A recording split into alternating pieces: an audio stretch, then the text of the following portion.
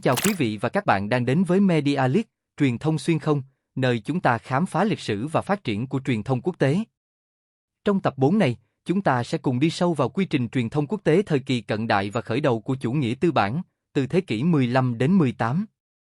Giai đoạn này chứng kiến những bước đi đầu tiên của truyền thông quốc tế, hình thành các quy trình truyền tin từ châu Âu đến các vùng đất mới và sự chi phối mạnh mẽ của chủ nghĩa tư bản sơ khai. Hãy cùng chúng mình khám phá các yếu tố chính trong quy trình truyền thông quốc tế giai đoạn này ngay bây giờ nhé.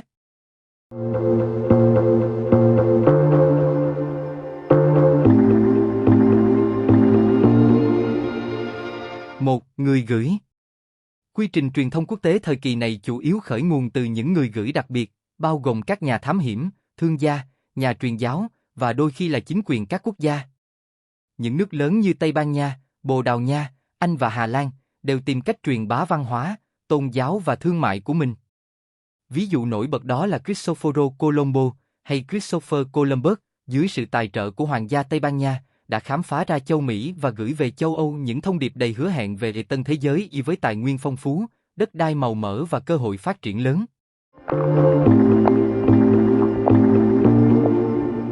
2. Thông điệp. Thông điệp trong thời kỳ cận đại không chỉ đơn giản là phát hiện địa lý hay mô tả văn hóa mà còn bao hàm các tư tưởng tôn giáo và khuyến khích di dân. Thông điệp truyền tải thường liên quan đến cơ hội thương mại, mô tả văn hóa mới và cả những lời kêu gọi về niềm tin tôn giáo.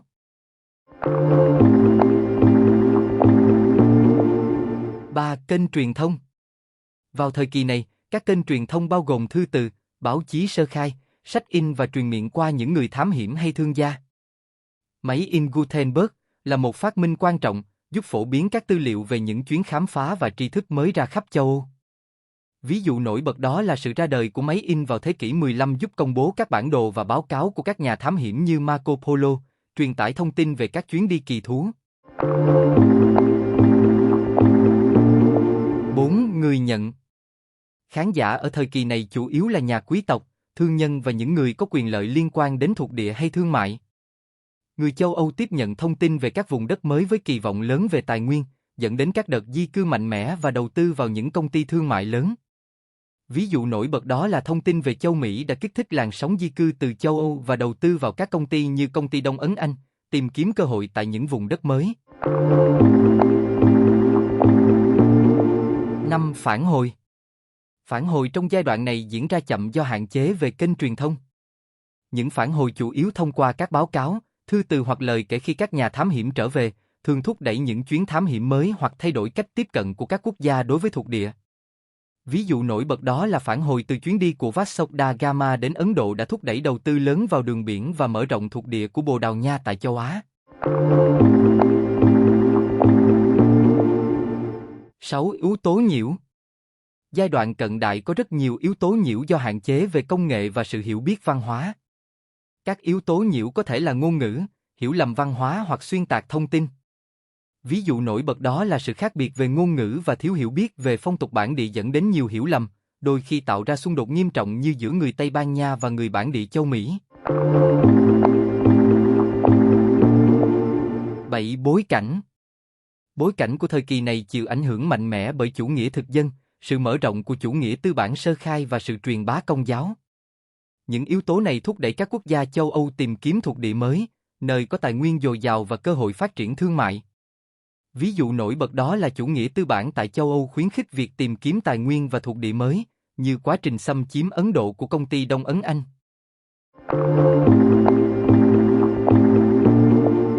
8. Sự kiểm soát và quyền lực trong truyền thông.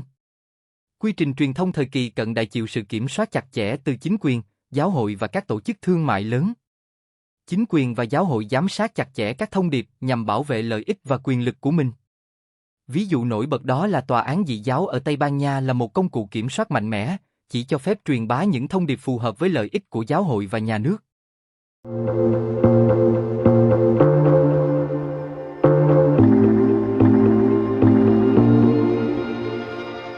Trong giai đoạn cận đại, dù hạn chế về công nghệ và yếu tố nhiễu, truyền thông quốc tế đã đóng vai trò quan trọng trong việc truyền bá văn hóa và tôn giáo, đồng thời phản ánh quyền lực của các quốc gia châu Âu và các tổ chức giáo hội trong việc định hình thông tin.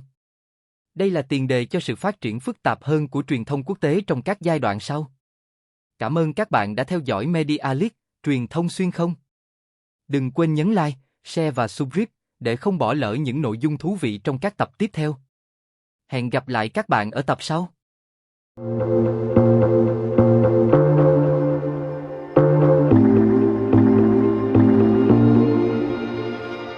Hello everyone. You are coming to MediaLish, Media Across Time, where we explore the history and development of international media. In this episode 4, we will delve into the international media process in the modern period in the beginning of capitalism, from the 15th to the 18th century. This period witnessed the first steps of international media, the formation of news transmission processes from Europe to new lands, and the strong dominance of early capitalism. Let's explore the main elements in the international media process in this period right now. The international communication process in the early modern period and the beginning of capitalism included the following special elements. 1. Sender/communicator. The international communication process in this period mainly originated from special senders, including explorers, merchants, missionaries, and sometimes national governments. Large countries such as Spain, Portugal, England, and the Netherlands all sought to spread their culture, religion, and commerce. A prominent example is Christopher Columbus, who, under the sponsorship of the Spanish royal family, discovered America and sent to Europe promising messages about the New World with rich resources, fertile land, and great development opportunities. 2. Message. Messages in the early modern period were not simply geographical discoveries or cultural descriptions, but also included religious ideas and encouragement for migration. Messages often involved trade opportunities, descriptions of new cultures, and appeals to religious beliefs. Notable examples include Jesuit missionaries who brought the message of Catholic faith to Asia and the Americas. Matteo Ricci, one of the most famous Jesuit missionaries, brought Western knowledge to China to gain sympathy and then spread the Christian faith. 3. Medium/channel. During this period, communication channels included letters, early newspapers, printed books, and word of mouth through explorers or merchants. The Gutenberg printing press was an important invention, helping to disseminate documents about discoveries and new knowledge throughout Europe. A prominent example is the advent of the printing press in the 15th century, which helped publish maps and reports of explorers like Marco Polo, conveying information about their exciting journeys. 4. Receiver/audience. The audience in this period was mainly nobles, merchants, and those with interests related to colonies or trade. Europeans received information about new lands with great expectations of resources, leading to strong migrations and investments in large trading companies. A prominent example is that information about the Americas stimulated a wave of migration from Europe and investments in companies like the British East India Company, seeking opportunities in new lands. 5. Feedback. Feedback in this period was slow due to limited communication channels. Feedback, mainly through reports, letters, or accounts when explorers returned, often prompted new expeditions or changed the approach of countries towards colonies. A prominent example is the feedback from Vasco da Gama's voyage to India that prompted major investment in sea routes and Portuguese colonial expansion in Asia.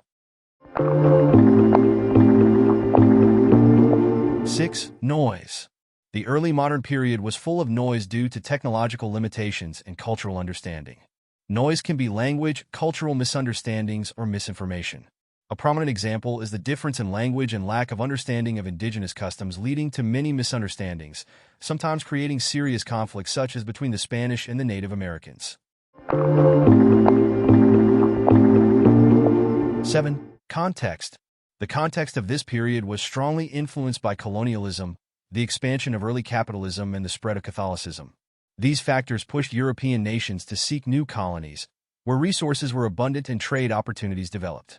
A prominent example is capitalism in Europe, which encouraged the search for new resources and colonies, such as the conquest of India by the British East India Company. 8. Control and power in the media. The media process in the early modern period was tightly controlled by the government, the church, and large commercial organizations.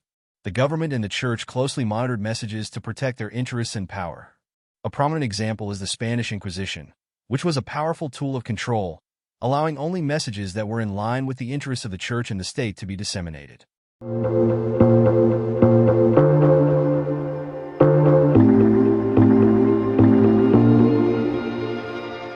In the modern period, despite limitations in technology and interference, international media played an important role in the dissemination of culture and religion, and reflected the power of European states and church organizations in shaping information.